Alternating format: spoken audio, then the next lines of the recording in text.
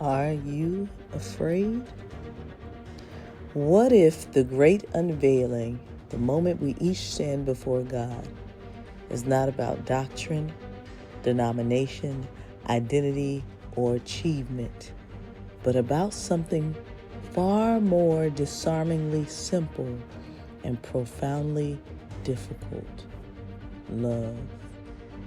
What if in that moment the scales fall from our eyes and we see with piercing clarity that all the things we elevated, our judgments, our allegiances, our divisions by race, creed, nationality, sexual orientation, age, and status, were but mere shadows of significance? What if we discover that none of it mattered in the way we thought it did? What if the true test, the eternal question echoing from the foundations of creation, was whether we loved? Not conditionally, not through the lens of what people might become or what we thought they should be, but whether we loved as they were, in their brokenness, in their confusion, in their difference, in their dignity. What if the greatest offense we could commit was not the sins we so easily name, but the failure to love? A failure rooted not in malice, but in fear. For fear, we are told in the final revelation, is the beginning of separation. Fear distorts the image of the other. It breeds prejudice, blinds us with suspicion, drives us to protect our own at the expense of justice. Fear is a seedbed for iniquity, because it is the antithesis of perfect love. And Revelation warns us soberly: the fearful shall have their part in the second death. Fear is not simply an emotion. It is a moral force with consequence. It is what drives the complicit to remain silent during genocide, to become spectators to horror while telling themselves, "It's not my fight." Fear is what kept the masses compliant during the Holocaust. Fear is what seals the lips of those who witness persecution yet say nothing, lest they risk reputation, income, or personal security. Fear is what fuels the quiet moral collapse of institutions and nations. It is what allows people to watch the degradation of children, the erosion of innocence, and the commodification of life, simply because speaking out might cost them a job. Yes, this is iniquity, not because it shouts, but because it chooses comfort over courage, status over soul. It is iniquity because it treats material possession and position as more sacred than human life. But love is not passive. Love not only adds and multiplies, covers and protects. Love divides.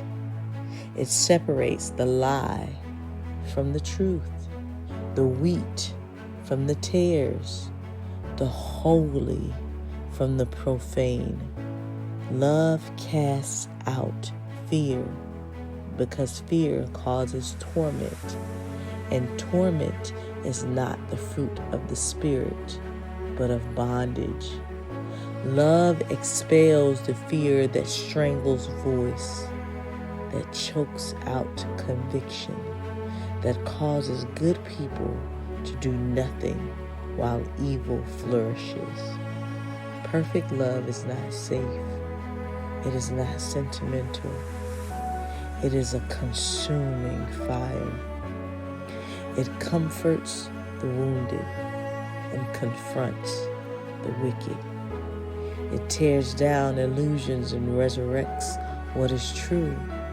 And yes, it divides, not to alienate, but to consecrate. It removes the thorn that festers in the soul, even when the removal hurts. And what of our image? If we were truly made in His image and likeness, then our highest calling is to reflect who He is. And God is love.